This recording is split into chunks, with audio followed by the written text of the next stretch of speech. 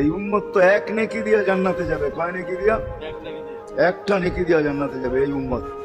অন্য উম্মতের কথা জানি না আমি, এই উম্মত এক নেকি দিয়া জান্নাতে যাবে। নবীর একটা আদর্শের কারণে জান্নাতে যাবে। সিরত মানি আদর্শ। আর এটা আমরা কদমে কদমে মুহতাজ।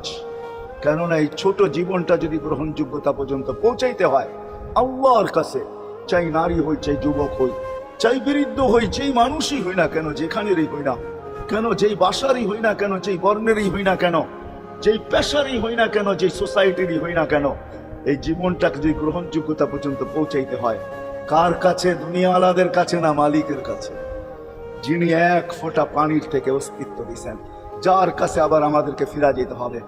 পালানোর কোনো সুযোগ নাই। এই জন্যই কোরআন আমাদেরকে বোঝায় আইনাল মাফার। আল্লাহ বলতেছে কোথায় ভাগবে তুমি, বলো কোথায় ভাগবে? কবির কথাই সত্য, যদিও নাকি পালাও তুমি আকাশেতে লাগিয়ে সিঁড়ি, সিঁড়ি লাগাও যদি আকাশে চলে যাও, তো আল্লাহ বলে তোমার বাগার কোনো সুযোগ নাই। কেননা ইল্লা বিসুলতান, ওইখানেও আমার রাজত্ব, এইখানেও আমার রাজত্ব, ডাইনো আমার রাজত্ব, বামে আগে পিছে উপরে নিচে সর্বত্র আমার রাজত্ব। আমার রাজত্বের বাহিরে যাওয়ার ক্ষমতা তোমাদের নাই। দ্বিতীয় কথা এটো, আইনা আনা মাকুম আইনা মা কুনতুম, যেখানে যাবে ওইখানে আমি সঙ্গে থাকবো। আমাকে দূর করতে পারবে না। যদি করো তাহলে তুমি থাকবে না, তোমার অস্তিত্বই থাকবে না। কেন আমাদের ভিতরে আল্লাহ নাই বটে, কিন্তু আল্লাহর একটা পাওয়ার আছে যেটাকে রূহ বলে। কুলিল রূহ মিন আমরি রব্বি, আল্লাহর একটা পাওয়ার, একটা সিফত, সবচেয়ে শক্তিশালী পাওয়ার যেটা, ওইটা আমাদের ভিতরে আল্লাহ ঢুকায় রাখছেন, যেটাকে আমরা রূহ বলি। কোরআনের ভাষায় রূহ বলে, বাংলা ভাষায় আত্মা বলে। যেটাকে আমরা আত্মা বলি ওটা আল্লাহর হুকুম ছাড়া কিছু না। আল্লাহ বলে ওটা মনে করে নাও আমি তোমার ভিতরে আছি, কেন এটা আমারই জিনিস। কুলিল রূহ মিন আমরি রব্বি, আমাকে পৃথক করলে আর তুমি থাকবে না। তখন তোমার চক্ষু থাকবে আইন লা তানজুর, তোমার চক্ষু থাকবে দেখবে না। উযুন লা তাসমা, কান থাকবে শুনবে না। লিসান লা তানতিক, জবান থাকবে কিন্তু জিহ্বা থাকবে কিন্তু বলবে না। আকলুন লা তুমাইয়িজ, তোমার মগজ থাকবে ভালো মন্দ বুঝবে না। কলব লা তাতাফাক্কার, দিল থাকবে কিন্তু চিন্তা করার ক্ষমতা তোমার থাকবে না। ইয়াত লা তাফতিশ, হাত থাকবে ধরবে না। রিজল লা তামশি, পাও থাকবে চলবে না। তুমি হবে লাশ। লাশ।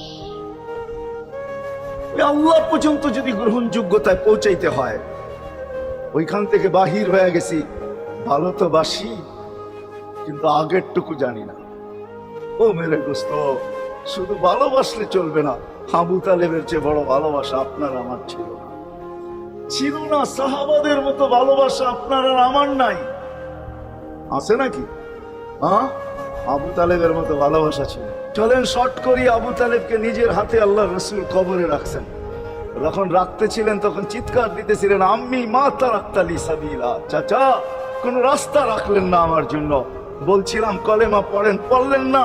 বলছিলাম ঠোঁটটা হেলান, হেলাইলেন না। বলছিলাম চুপ থাকেন, তাও থাকলেন না। সর্বশেষ একটা চিৎকার দিলেন, আলা মিল্লাতি আব্দুল মুত্তালিব, আব্দুল মুত্তালিবের ধর্মের উপরে চলে যেতেছি। এই কথা বলে দুনিয়ার থেকে বিদায় নিলেন। চুপও যদি থাকতেন তো আমার জন্য কোনো সুযোগ হইতো। চাচা, ও চাচা, আমার জন্য কোনো রাস্তা রাখলেন না। ভালোবাসা কাজে দেবে না।